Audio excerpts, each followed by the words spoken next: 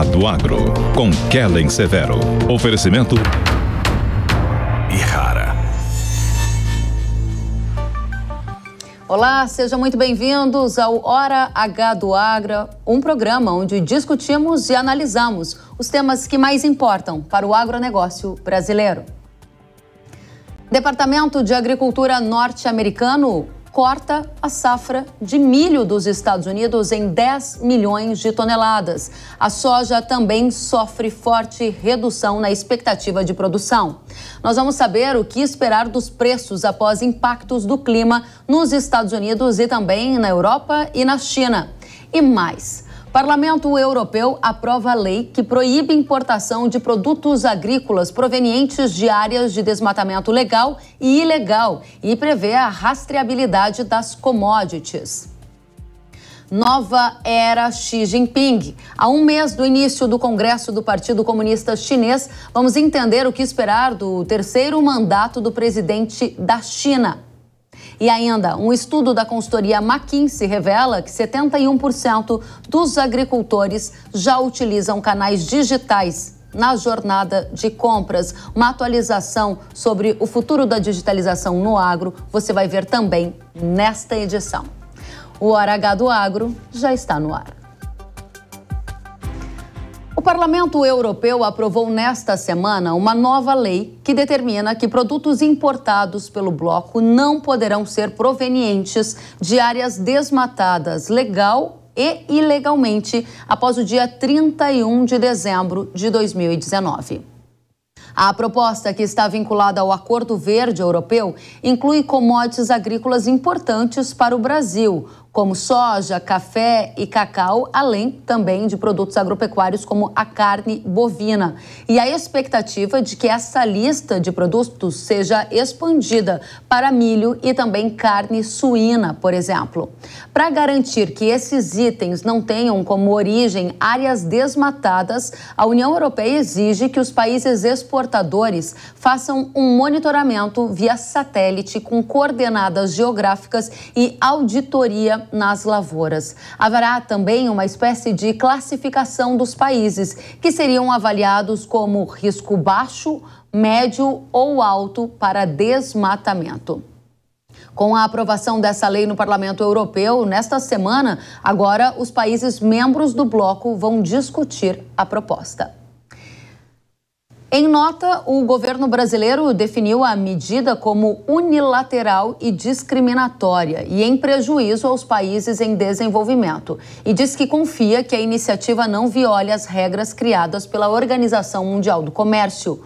O Itamaraty informou que acompanha o tema e que transmitiu preocupação à Comissão Europeia e que está aberto ao diálogo. Para repercutir este tema, vamos então apresentar os convidados do Hora H do Agro desta semana. André Nassar, presidente da Associação Brasileira das Indústrias de Óleos Vegetais, a ABIOV. Seja muito bem-vindo, Nassar. Oi, obrigado, Kelly. Obrigada a você pela companhia. Caio Penido, presidente do Instituto Mato Grossense da Carne, o IMAC. Seja muito bem-vindo, Caio. Obrigado, Kelly. Um prazer.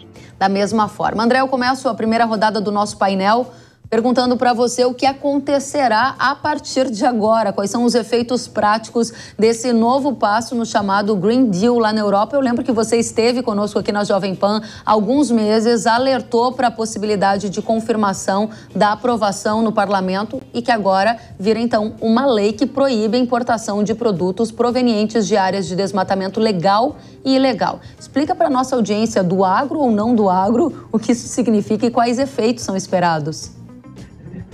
Uma coisa importante, Kelly, você já falou, né? Essa é a versão do parlamento. Então, agora tem uma versão do parlamento, uma versão da comissão e um relatório do conselho, né? Que são os países membros. Eles têm que se entender para ter a versão final que vai ser finalmente publicada e eles querem se entender até a COP, para anunciar na COP, tá? Tem algumas dúvidas, porque assim, a versão do parlamento piorou bastante para nós. Talvez a gente pudesse falar daqui a pouco sobre quais foram essas pioras.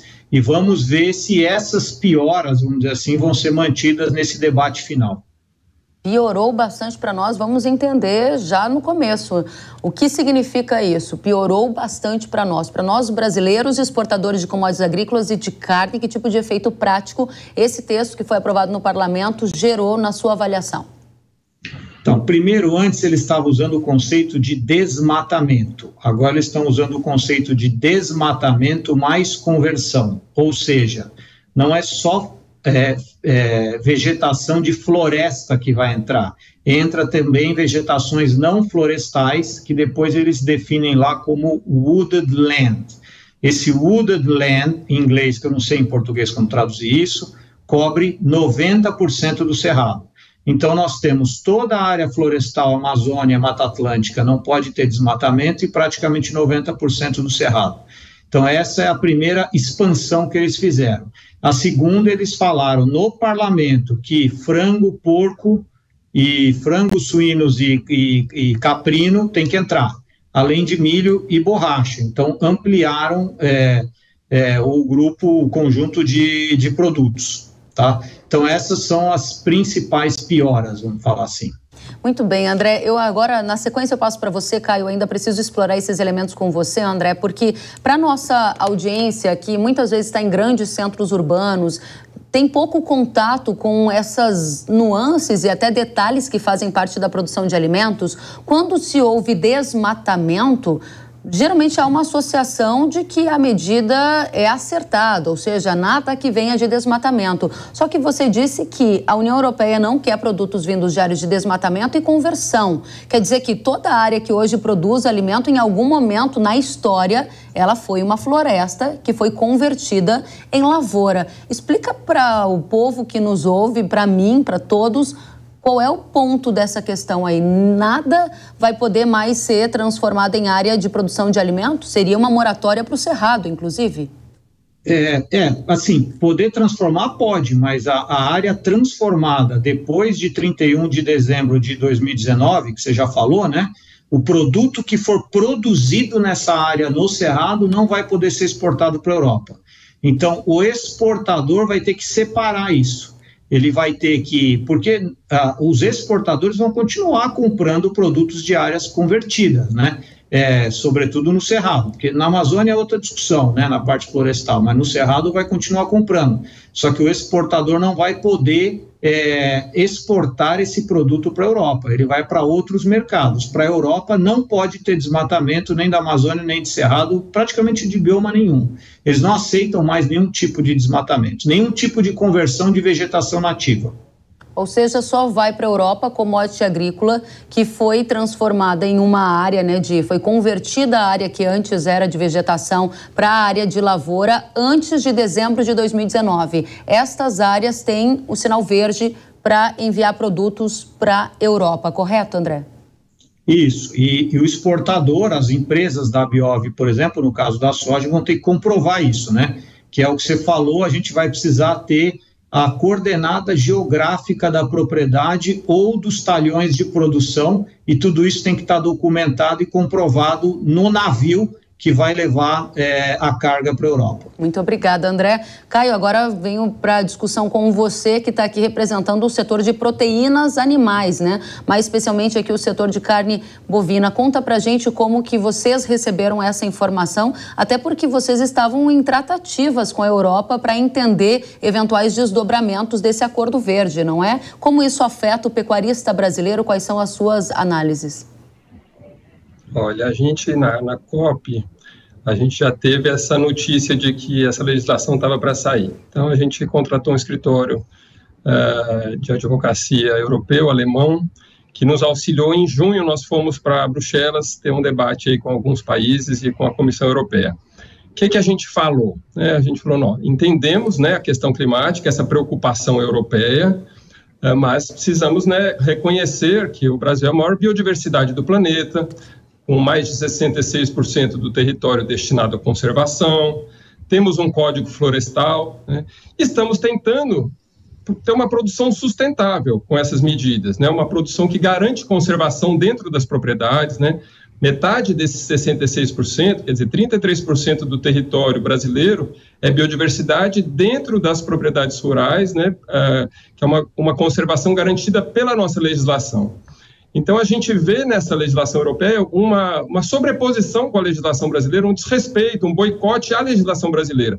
Então, um país amigo, um país parceiro como o Brasil, que além de ter toda essa biodiversidade, tem um clima tropical, que pode ter uma produção de baixo carbono, fontes de energias limpas, né, deveria ser tratado com um pouco mais de respeito, com um pouco mais de humildade do lado da Europa. Então, acho que eles teriam que ter um diálogo mais reconhecendo um pouco o Brasil, né, reconhecendo os erros europeus, né, que foram os primeiros aí a se desenvolverem nas indústrias. Então, a Revolução Industrial enriqueceram, né, emitindo gás de efeito estufa, colonizaram a América, né, propondo esse modelo de desenvolvimento insustentável que nós estamos tentando reverter no Brasil, né, com o Código Florestal. E a gente precisa de cooperação, não de boicote.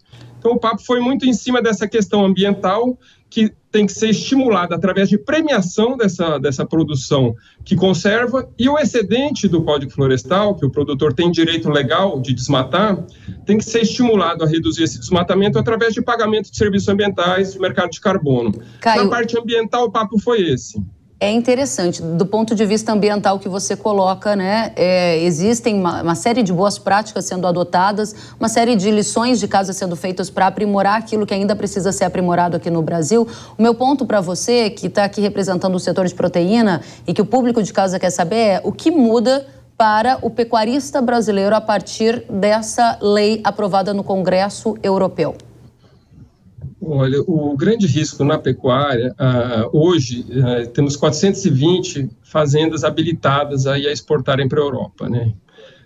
Que compram bezerros de 700 propriedades aí, de pequenos produtores. O grande problema são os pequenos produtores, porque a complexidade de regularizar uma fazenda, de fazer a rastreabilidade é gigantesca. Então, se é difícil para o grande produtor, para o médio produtor, a hora que você expande essa rastreabilidade, que hoje já é feita no abate, né, para os fornecedores, para as indústrias frigoríficas, essa rastreabilidade já é feita através de um diagnóstico socioambiental.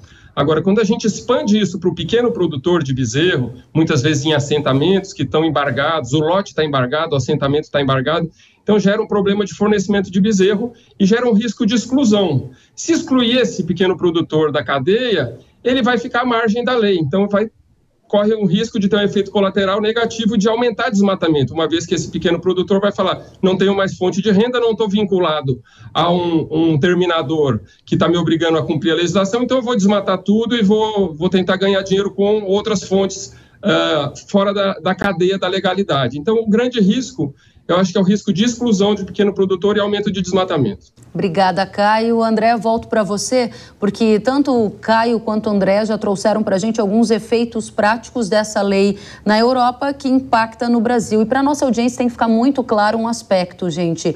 A lei aprovada lá no Parlamento Europeu, ela se refere a desmatamento legal e ilegal. O que quer dizer que mesmo que a lei brasileira dê o direito para o agropecuarista, dentro das regras do nosso país, fazer a supressão de uma área para transformar em lavoura e transformar em alimento, mesmo se estiver dentro das leis brasileiras, a Europa disse que não comprará. Certo, André? E aí, como é que faz agora a indústria brasileira? Você já deu na sua fala anterior o link para a minha pergunta. Começa a era da rastreabilidade ainda mais profunda, com a comprovação de que aquele alimento que será enviado para a Europa está em conformidade com essa regra. Como é que a indústria está? Preparada para esse novo desafio?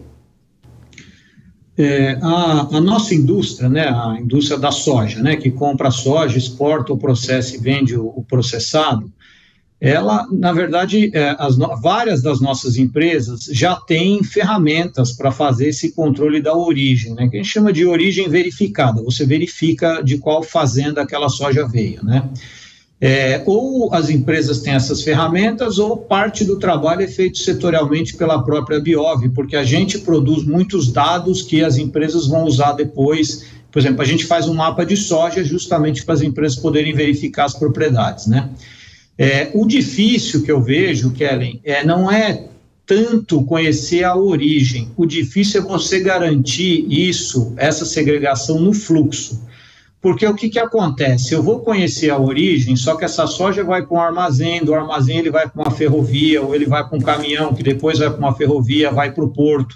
Então, essa soja verificada, que você conhece a fazenda de onde ela veio, o navio que vai ser carregado para a Europa, ele só pode ter soja verificada, não pode acontecer de ter nenhum caminhão chegando, que entrou no armazém no porto,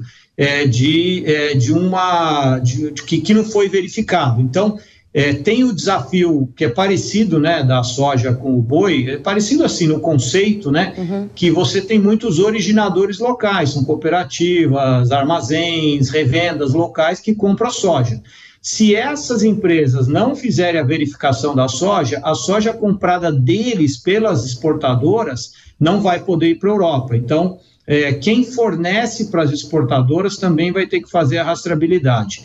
E mesmo que você faça, que uma exportadora faça tudo com a sua própria soja, com a soja que ela comprou diretamente do produtor, ela vai ter que segregar essa soja. Por quê? Porque se houver desmatamento numa determinada fazenda, né, que vende para as nossas empresas, essa soja não pode ser misturada com as outras na hora de exportar para a Europa. Então, vai mexer nos fluxos logísticos, isso vai gerar custos maiores na logística. Eu não sei te responder se todo mundo vai conseguir comprar, tá, Kelly? Vai conseguir atender. Eu acho que algumas empresas vão conseguir atender, outras empresas vão começar a originar a soja de regiões onde não tem desmatamento, vai ter uma readequação do mercado, com certeza no sentido de piorar a eficiência da logística e aumentar custo para o europeu. Isso aí é certeza, vai aumentar custo para o europeu. Esses são dois pontos que eu preciso ainda abordar com você, André. Você me deu a oportunidade aqui de fazer uma pergunta na sequência, que com certeza vai aumentar o custo para o europeu. A gente tem um contexto que é um contexto altamente desafiador na Europa, com problemas de energia, com problemas de seca, e agora fica então aprovada uma regra muito rígida no sentido de quais alimentos podem entrar na Europa. E você acabou de dizer que para garantir todas essas regras que foram aprovadas, isso vai ter uma elevação no custo. Você tem ideia da ordem de quanto vai aumentar esse custo? E o segundo ponto que eu gostaria de abordar com você, qual é a importância da Europa para a cadeia de soja? Porque alguns clientes podem, de repente, decidir que não vale a pena o custo de fluxos de rastreabilidade e fazer a sua venda para outros clientes e abandonando aos poucos o mercado europeu, que tem altas exigências? 2 em 1 para você. Começando pela segunda, tem várias empresas aqui, exportadoras, que estão na Europa. Elas têm capacidade de processamento lá, então elas vão continuar comprando a soja, concorda? Para atender a sua própria indústria lá. O mercado europeu hoje, se você colocar farelo, soja, tudo junto, dá ao redor de 8%. Eu considero, e é 50% do farelo, é 8% da cadeia inteira, mas 50% do farelo exportado. Então, eu não acho que assim, as empresas vão trabalhar para atender. Agora, eu concordo, tem empresas que não têm uma inserção tão grande dentro da Europa, essas talvez prefiram não atender, tá? Sobre o custo, agora, aquelas que estão na Europa, tem um mercado consolidado lá, acho que o trabalho todo vai ser para atender. Sobre o custo, a gente não tem um número, tá? Até acho que vale a pena mencionar, teve trabalho de uma ONG aí falando que o custo é no máximo uns $3 por tonelada, não é $3. Assim, nós já conversamos com as nossas empresas, nós estamos falando de algo entre $30 e $40 por tonelada, que é quase o prêmio que a soja brasileira recebe, que é quase o prêmio que a Europa paga hoje para sair soja pelo norte, tá? Porque a Europa gosta de comprar soja pelos portos do norte, que é onde tem mais risco de desmatamento, vamos dizer assim, né? Onde há ainda expansão de soja com conversão.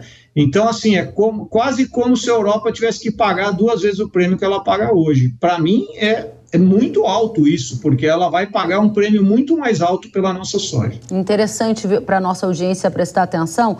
A Biov está fazendo um cálculo aqui, aproximadamente $30 por tonelada a mais seria o custo para cumprir todas as novas regras propostas agora pela Europa. E aí, próxima rodada, André, eu vou abordar esse tema com você. O André falou que boa parte dessa soja sai do norte e é lá que tem a fronteira agrícola, ainda para abrir áreas, ou seja, fazer a conversão de parte de vegetação para a lavoura para produzir alimento.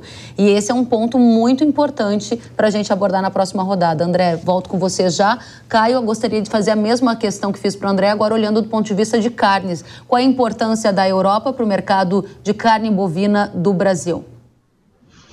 A gente tem duas frentes de diálogo internacional pelo IMAC. Segurança alimentar, a Ásia, a China, que a China é muito preocupada se a gente vai conseguir garantir fornecimento de alimento, de carne, se a gente consegue aumentar a produção. Então, a gente tem que levar em conta a segurança climática e segurança alimentar. A China também está preocupada com a sustentabilidade, mas muito mais preocupada com a segurança alimentar. A Europa é um diálogo que a gente tem que manter, a gente tem que estar na mesa para negociar, ter diplomacia climática, para a gente conseguir negociar bem. Hoje, aproximadamente 10% das exportações são para a Europa. E hoje, economicamente, vender para a China está mais interessante. Então, sim, tem uma tendência, pode ser se... A China é um exemplo interessante que uma ação comercial promoveu uma melhora climática, né? A China começou a exigir o boi até 30 meses. Então, promoveu a redução da idade de abate, a redução de gás de efeito estufa por arroba produzida, os produtores ganhando mais dinheiro, intensificaram as pastagens, fixando mais carbono no solo, então estimularam a gente ter uma carne carbono mais eficiente. E nenhum dos nossos concorrentes no mercado global de carne, Austrália, Estados Unidos, Uruguai, Argentina, tem biodiversidade e tem essa característica de baixo carbono. Então, acho que a gente tem tudo para avançar nessas duas agendas, climática e alimentar, e atender. A Europa não é relevante na alimentação, mas é muito relevante no diálogo, porque ela é uma formadora de opinião. Então, o que hoje a Europa está fazendo, no futuro o mundo vai caminhar nessa linha, provavelmente, se não tiver um colapso aí de alimentação. Mas é muito importante manter o diálogo. Você fala em diálogo, mas eu queria abordar alguns pontos aqui com você. Entendo a sua colocação em relação a manter um diálogo super saudável, esse ponto. Agora, há duas questões, uma para esclarecer e outra para aprofundar. A primeira para esclarecer, quando você fala ao redor de 10% que a Europa importa para o mercado de carne bovina, você está falando de Mato Grosso, correto? Mato Grosso. Perfeito. Mato Grosso. Então, está aqui representando a pecuária de Mato Grosso. O segundo aspecto que você diz que a China, a partir do momento que passou a exigir um animal mais jovem, esse ciclo mais encurtado, acabou gerando um efeito colateral, que foi uma redução na emissão de carbono e é uma carne potencialmente mais neutra. E aí você disse que o efeito comercial gerou um efeito positivo ambiental. Na sequência, você ainda concluiu dizendo que hoje a China está mais relevante para a pecuária mato-grossense do que a Europa, mas lembrou que a Europa dita tendências. A questão é, a China vai seguir os passos da Europa e isso pode complicar a pecuária de Mato Grosso na sua avaliação? Sim, acho que essa é a grande preocupação.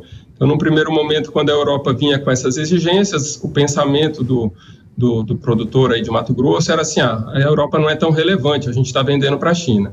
Mas imediatamente perceberam isso, né? Então começaram a influenciar a China, pressionar a China ao mercado global, né? Então, nas últimas reuniões aí bilaterais com a China, já veio uma preocupação maior com sustentabilidade, principalmente com carbono, gás do efeito estufa, e metano, carbono. Então, sim, a China está caminhando para isso também, e esse é nosso grande medo, nossa grande preocupação. Muito bem, para encerrar com você, Caio, o André Nassar fez uma estimativa de alguns cálculos que ainda vão ser aprimorados para a Biov em relação ao efeito da nova lei aprovada no Parlamento Europeu no custo do alimento que vai chegar para o europeu. Ou seja, o custo do alimento brasileiro, a gente está falando aqui da cadeia de soja. Na cadeia de pecuária, vocês têm ideia de quanto as novas exigências ambientais vão gerar de incremento de custo, quanto mais vai precisar ser pago para comprar carne brasileira dentro dessas novas regras, Caio? É difícil estimar o custo, porque a gente não sabe exatamente quais serão as regras. Então, nessa nossa ida para a Europa, a gente conseguiu inserir a questão do pequeno produtor, que eles foram muito sensíveis, né, porque eles têm problemas parecidos. A parte ambiental, eles fingem que não está entendendo muito bem para não ter que pagar por esse serviço ambiental. Mas a parte dessa minoria e dos pequenos produtores, eles atenderam. E aí que vai ser o custo, quer dizer, será que esse pequeno produtor, qual vai ser o modelo de rastreabilidade? Vai ser individual, por animal, vai ser por lote, por fazenda? Uhum. As indústrias frigoríficas já estão capacitadas para fiscalizar as fazendas que vendem gado para as indústrias. Então, é esse custo de levar essa rastreabilidade desde o nascimento do bezerro, da fazenda onde ele nasceu. Então, é um custo que a gente não tem como estimar, porque as regras ainda não estão claras. Muito bem, obrigada, Caio. André e Caio, a gente vai para a última rodada. André, combinei com você que a gente ia abordar agora o efeito da nova regra da Agenda Verde da Europa no desenvolvimento das fronteiras agrícolas brasileiras. Para quem ainda não está tão habituado a esse termo, as fronteiras agrícolas são áreas como, por exemplo, Maranhão, Tocantins, Piauí, Bahia, que tiveram a supressão de mata nativa mais recentemente e que estão ainda abrindo áreas de floresta e transformando em lavouras. São, inclusive, uma potência do que se refere à produção de alimentos e também com efeitos colaterais no desenvolvimento econômico e social daquelas regiões pelas quais eu passei recentemente e vi um grande aprimoramento, desenvolvimento de emprego e renda. Objetivamente, para você a pergunta, André, que efeito a nova regra da Europa vai ter sobre o desenvolvimento dessas áreas que ficam ali formando a nova fronteira agrícola do país? Eu não acho que essa decisão europeia vai afetar a decisão do produtor de abrir área legalmente. Eu acho que o que determina a decisão do produtor de abrir área, plantar mais soja, plantar mais milho, é basicamente o mercado, né? O mercado, o preço dos alimentos e, evidentemente, a própria dinâmica de preço da terra, tá? Então, eu acho que a Europa não vai afetar isso, mesmo tendo incluído o Cerrado, eu acho que ela não vai afetar. O que eu acho que vai afetar é a gente ter uma discussão mais firme sobre a questão do combate ao que tem de desmatamento ilegal, tá? Mesmo que o ilegal o europeu está olhando o desmatamento como um todo, conforme você falou, né, Kelly? Mas cresce muito a preocupação do convívio de áreas que estão sendo abertas ilegalmente ou sem autorização de supressão, gerando custo para aquele produtor que obtém a autorização, que faz tudo segundo o rito, tá? Agora, a pressão, e aí sim eu acho que pode ter um impacto, de consumidores que são globais, eles estão na Europa, mas estão na China também, aí puxando um pouco para aquilo que o Caio falou, né? Essas cadeias de food service, vamos falar assim, eles querem eliminar o desmatamento na cadeia deles em qualquer lugar do planeta onde eles estão atuando, né?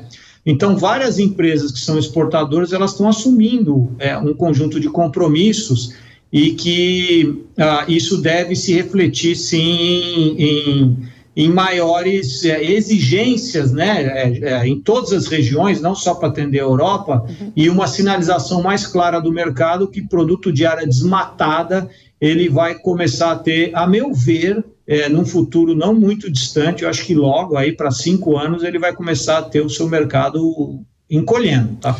Para fechar com você, André, esse ponto que você fala sobre a fama de um país ou a sua reputação ligada a ser um país sustentável ou um país que desmata, né? A gente tem observado os dados do Brasil e vê que ele tem despontado no cenário global como um fornecedor confiável de alimentos e que tem abertos novos mercados ao redor do mundo, especialmente nesse contexto de crise alimentar. Objetivamente, a minha pergunta é: as medidas adotadas na Europa são um protecionismo comercial disfarçado de preocupação ambiental?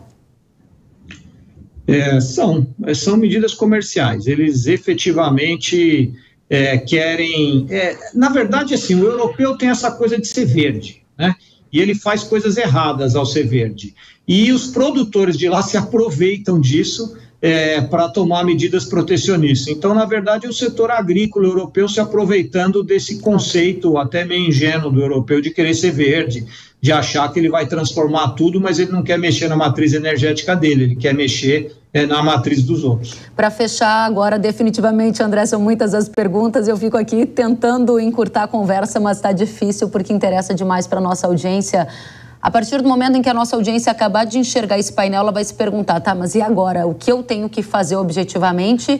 Qual é o efeito prático na minha vida e eu tenho que me mexer de alguma maneira? Aquela última mensagem para a nossa audiência no sentido de entender qual é o próximo passo, espera, faz alguma coisa. E aí, André? Não, eu acho assim, como o Brasil, nós temos que brigar. Agora, cada produtor individualmente, a gente ainda tem um tempo. Eu acho que essa lei vai começar a vigorar, vai afetar os negócios no início de 2024, tá?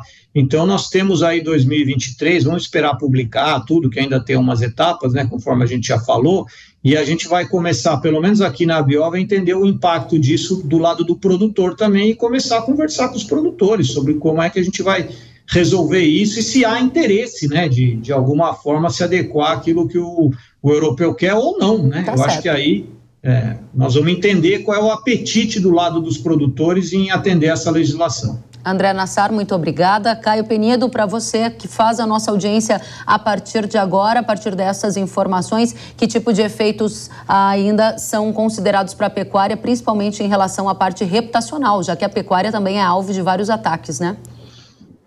O risco de reputação acho que é alto, né? Teve um plebiscito na Europa para entender a preocupação do cidadão europeu, foi muito alta, exigindo essa questão de livrar os alimentos consumidos na Europa do desmatamento. Então, essa lei vem resolver o problema da culpa do europeu de consumir carne de desmatamento. Mas para resolver o problema na ponta, num país como o Brasil, com todas essas características, a gente precisa de cooperação, de parceria verdadeira. Eu acho que tem que ajudar a gente nessa implementação do Código Florestal, dar prazos. Agora vão ter outras rodadas onde a gente vai ter prazos, né? Esse risco de exclusão, e acho que tem que premiar quem entregar esse produto, não boicotar, né, quem não entrega, porque isso prejudica muito a reputação e a gente sofre com essa polarização da reputação, que a gente é a maior biodiversidade do planeta, Código Florestal, comparando com os outros países, a gente é muito melhor. Temos muito que melhorar também, sim, mas somos melhores que os outros. Então esse conflito polariza, eu acho que a Europa deveria olhar a gente como um super parceiro e dialogar e a gente achar soluções e prazos que dê para todo mundo se adequar a esse novo mercado. Talvez a crise alimentar traga alguma reflexão nesse sentido, né, Caio? Porque há muitos desafios no mundo para a gente continuar acompanhando. Quero agradecer a vocês, primeiramente André Nassar, presidente da Associação Brasileira das Indústrias de Óleos Vegetais, Abiove. Volte sempre, foi uma satisfação recebê-lo, André. Obrigado, Kellen, prazer estar contigo e com o Caio. Muito obrigada a você e ao Caio Penido, presidente do Instituto Mato Grossense da Carne, o IMAC. Caio, da mesma forma, foi uma satisfação ouvi-lo. Volte sempre. Obrigado, Kellen, André, foi um prazer. Até a próxima, gente.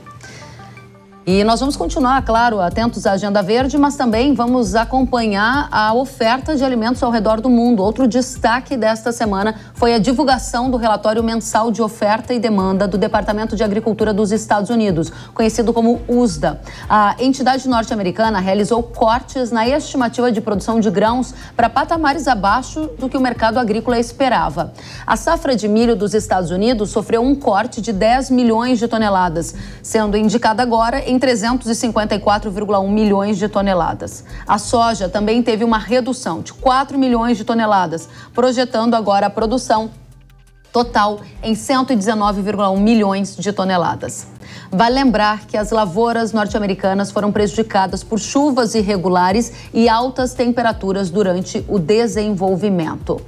A consultoria Agriinvest Commodities indica que há espaço para novas quedas na produção, pelo menos para o milho nos Estados Unidos. A gente vai colocar uma imagem para vocês verem, é uma arte que foi preparada pela Agriinvest Commodities e que tem como base ali a projeção, o histórico dos relatórios do USDA e do USDA nos últimos anos. E nesta tela você vê a queda de produtividade do relatório neste mês, representada pela linha verde, né?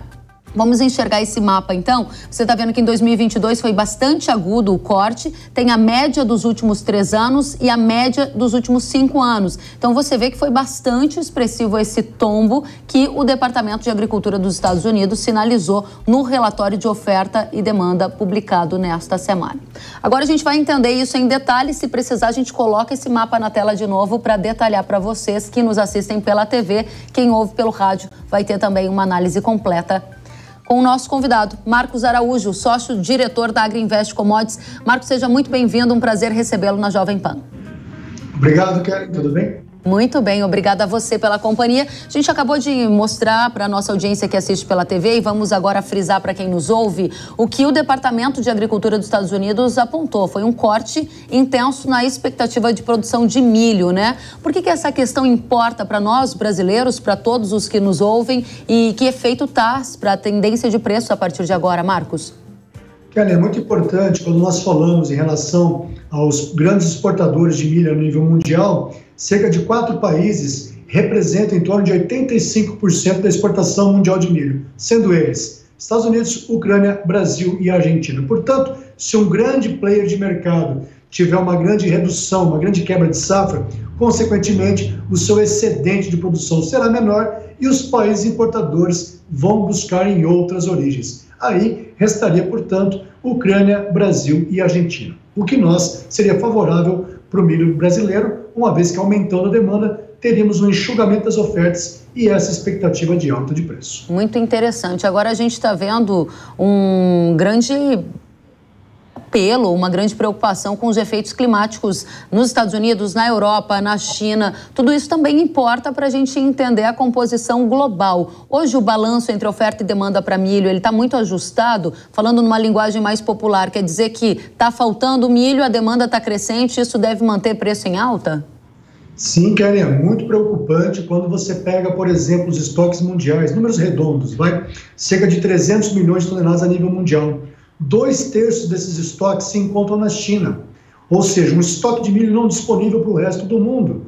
E o milho é o cereal mais produzido a nível mundial, cerca de 1 bilhão e 100 milhões de toneladas a produção. Com certeza, você tem outros poucos produtos substitutos à altura e na quantidade demandada pelo milho. Ou seja, como fonte de energia, nós teremos a opção de trigo e o próprio arroz.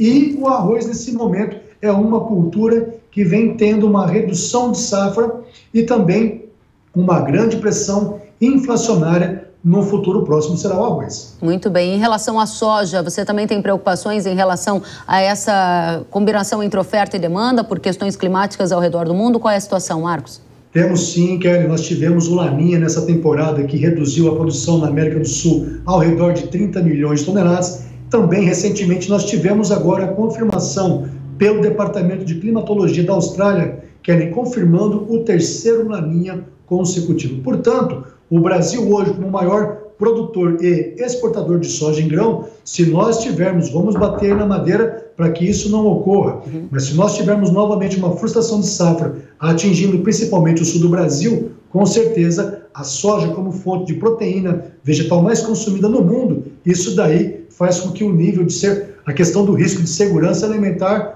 volte a bater com muita força à porta do consumidor.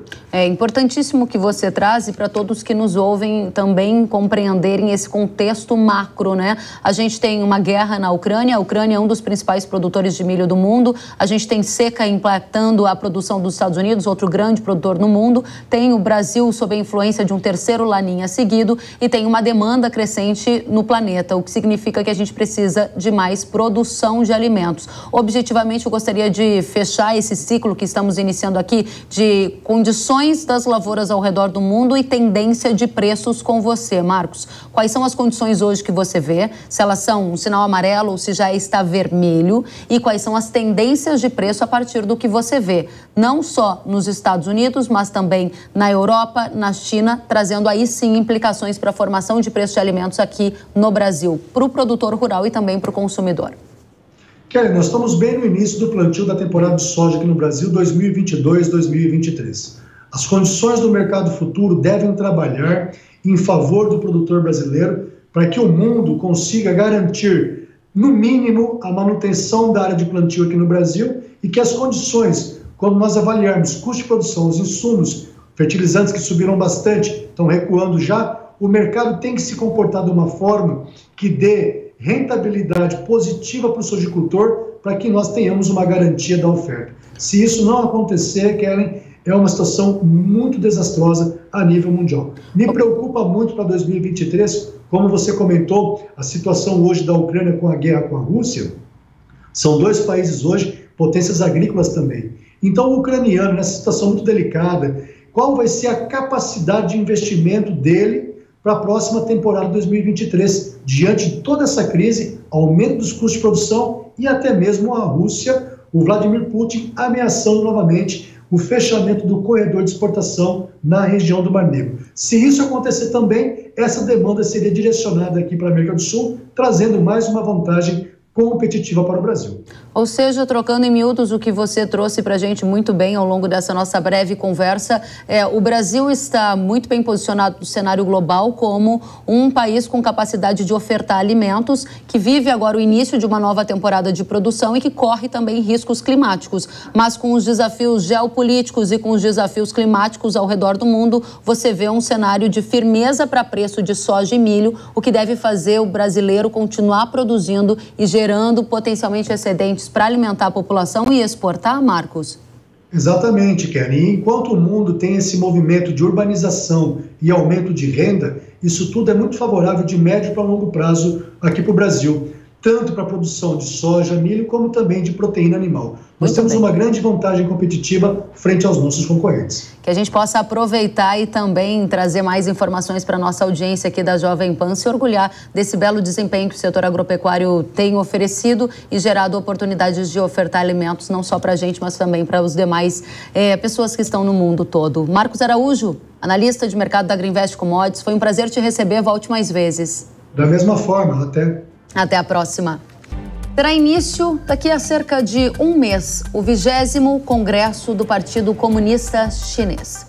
No encontro, o partido deverá alterar a Constituição para que o presidente da China, Xi Jinping, consiga um terceiro mandato seguido. O evento, que está previsto para iniciar em 16 de outubro, tem duração de cerca de uma semana e acontecerá em Pequim. Há grandes expectativas para que essa nova era Xi Jinping, já que a China está passando por desaceleração econômica, como resultado também dos impactos gerados pelos lockdowns adotados mediante política de Covid-0. Mais recentemente, houve também o aumento das tensões com os Estados Unidos e também com Taiwan, após a visita da presidente da Câmara norte-americana ir até a ilha de Taiwan, região que os chineses reivindicam a soberania. Para conversar conosco sobre a nova era Xi Jinping, nós vamos até a China. Henry Oswald, presidente da Associação de Empresas Brasileiras na China para a Indústria, Comércio e Tecnologia, a Abrachan,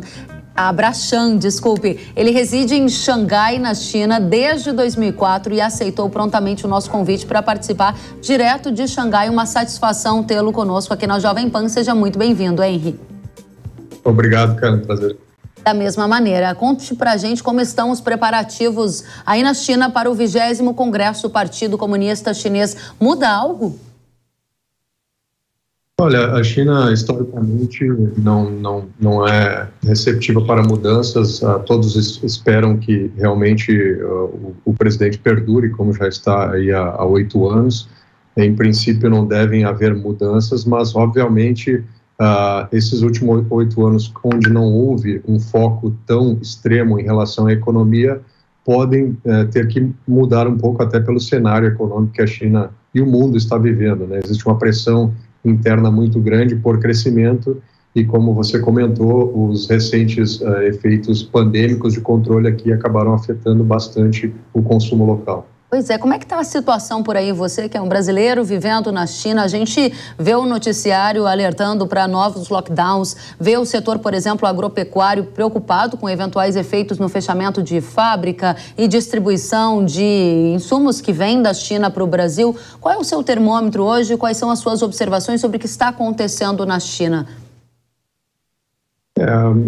Desde o início da pandemia não tenho retornado ao Brasil, então nós acabamos vivendo todos os cenários e realmente esse recente controle, né, que acabou tendo mais fortemente aqui em Xangai até foi um pouco surpreendente, digamos assim, mas realmente a China é muito forte quando toma decisões em seguir à risca o controle de Covid-0 e obviamente afetou muito a economia, principalmente o setor de serviços, falando assim, em consumo, principalmente alimentos, né, onde restaurantes fecharam, as pessoas também ficando em casa, consumindo muito mais produto interno e principalmente os produtos importados, né, que antigamente a própria logística, né, de importação nos portos acabou tendo um controle muito grande. Hoje, inclusive os alimentos que chegam importados, eles entram em uma quarentena, são alguns até passam por um processo químico de limpeza, e isso acabou realmente mudando até o perfil de consumo interno. Hoje, a população chinesa que realmente tinha um consumo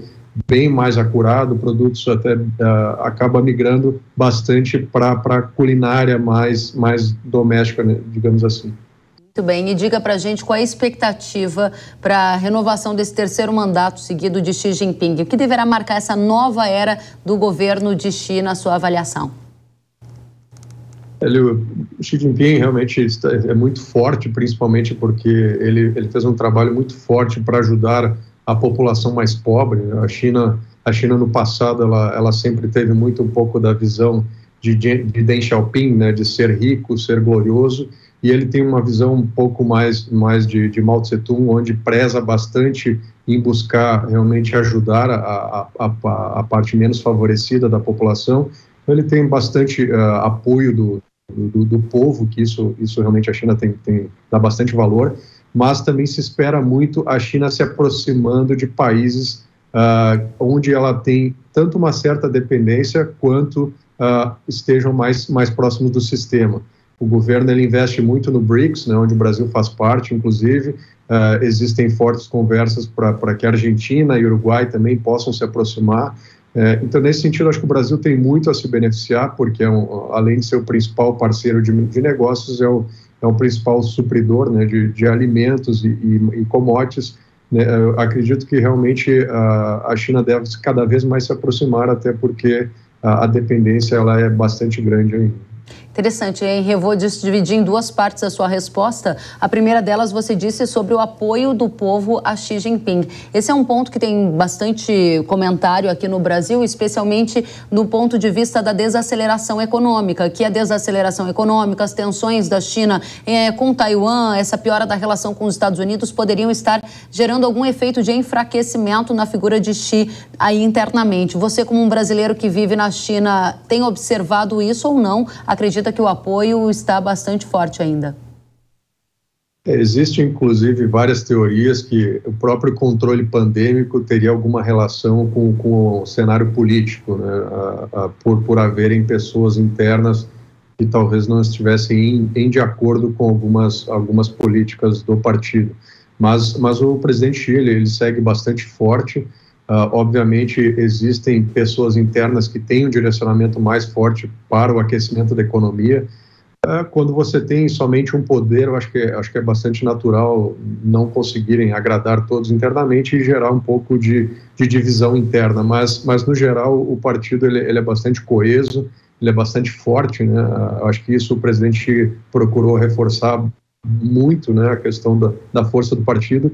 E acaba que ele deve continuar sem maiores problemas, até porque existe um controle bastante grande, né, da segurança, da comunicação do partido para que não gere nenhum tipo de ruídos. Henrique, quais elementos você usa para capturar essa percepção de que há um grande apoio da população a Xi, que ele continua bastante forte e que é assim que deve iniciar a nova era? Eu pergunto porque também aqui no Brasil a gente acaba vendo muita coisa e alguns vídeos de alguns prédios sinalizando ali uma implosão em alguns casos para trazer um aspecto daquela crise imobiliária que parece que ronda o atual governo. O quanto disso é verdade, o quanto disso é mito? Conta pra gente.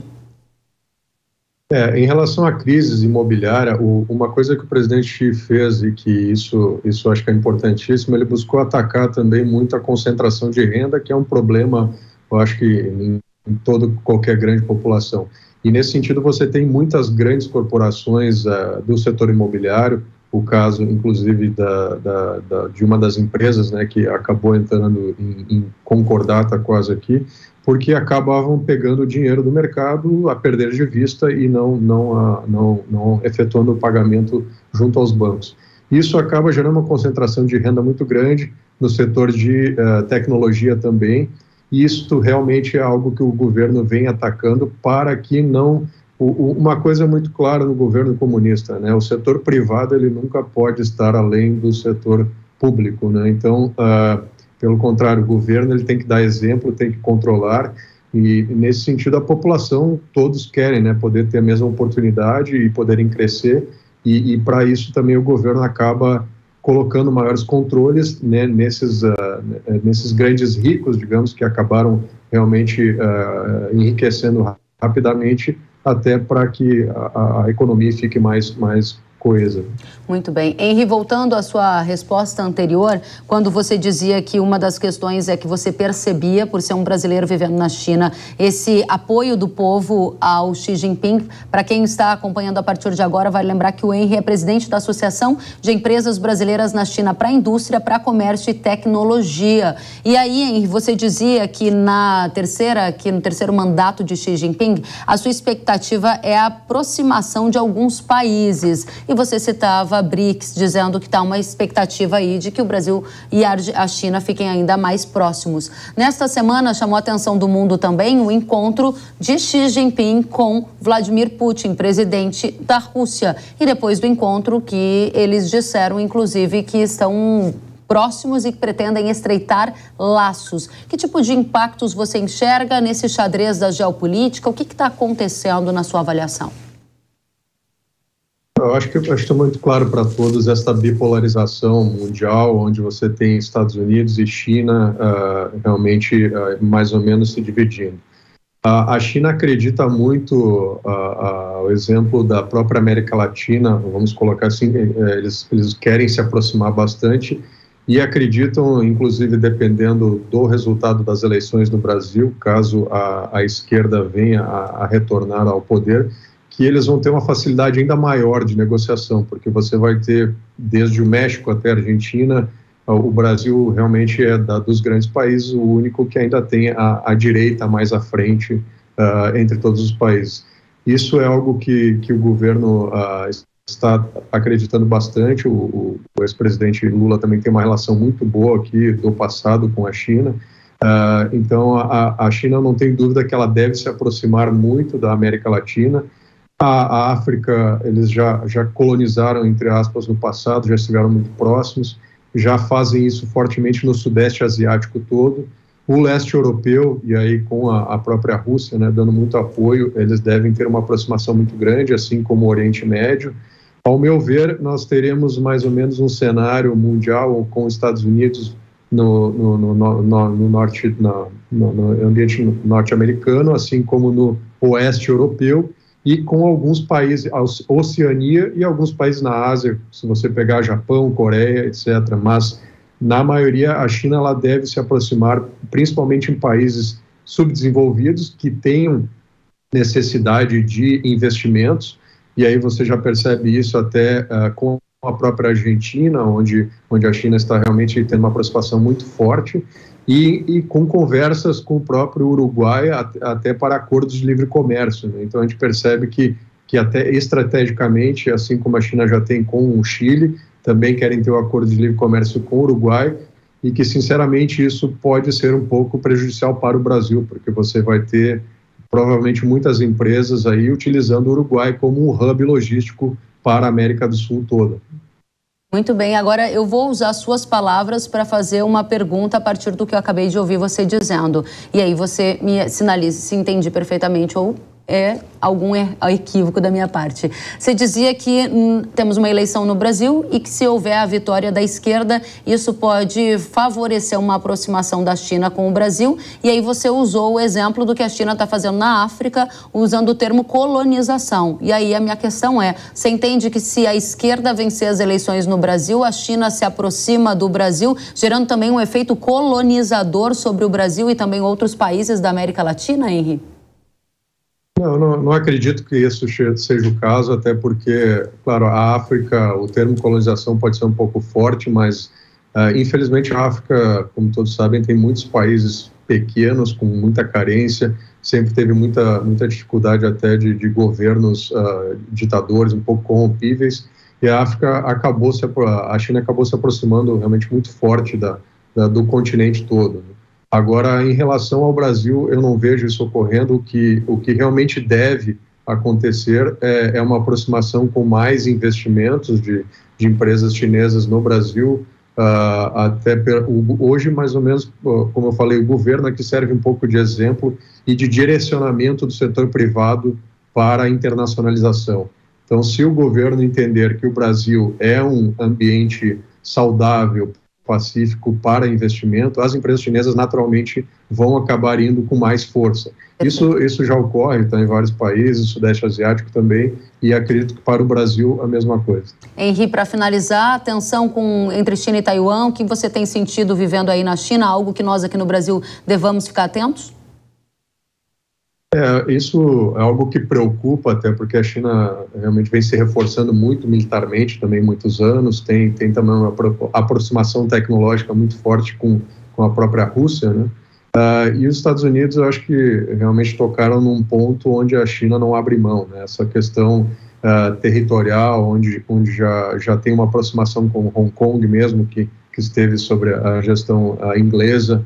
Macau e Taiwan sempre foi considerado parte da China, então é algo que eles não, de forma alguma, abrem mão, né, que alguém toque nesse ponto.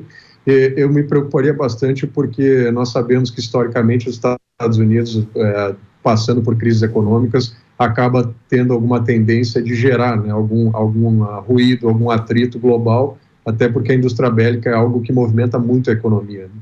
Então, eventualmente, isso vendo ocorrer, certamente vai afetar o mundo todo, né? Porque a China toda vai acabar se direcionando para isso. Não acredito que Estados Unidos e até mesmo Austrália e outros países que estão próximos da região se vão ficar passivos, né? Então é algo para se preocupar, mas pelo que se conversa aqui não é nada que venha a ocorrer no próximo ano ou daqui a 2 anos, mas isso sempre ficou muito claro que a China tem por objetivo retomar, digamos assim, Taiwan nos próximos anos.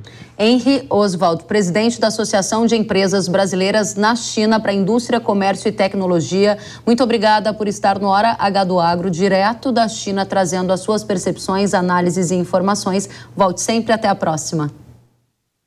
Muito obrigado. Até. E agora eu tenho um recado para você.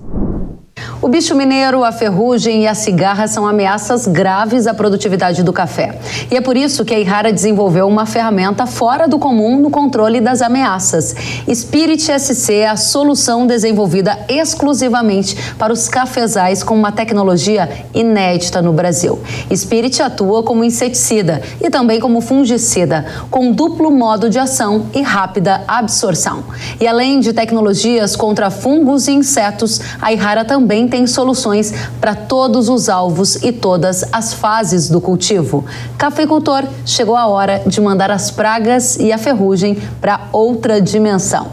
Acesse agora mesmo yhara.com.br ou aponte a câmera do seu celular para o QR Code na tela e saiba mais sobre a proteção duradoura para o seu cafezal.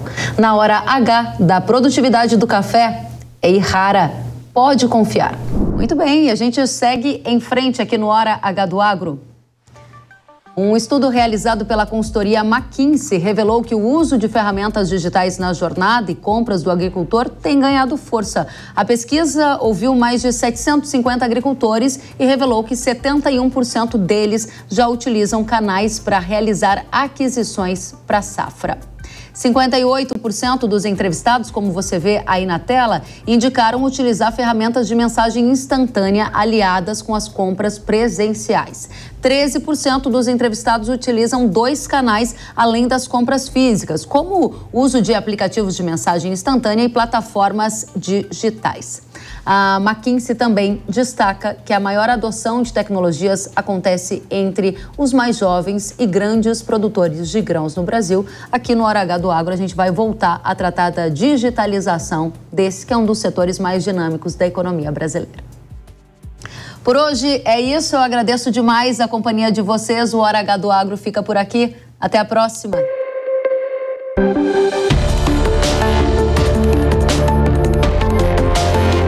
Hora H do Agro, com Kellen Severo. Oferecimento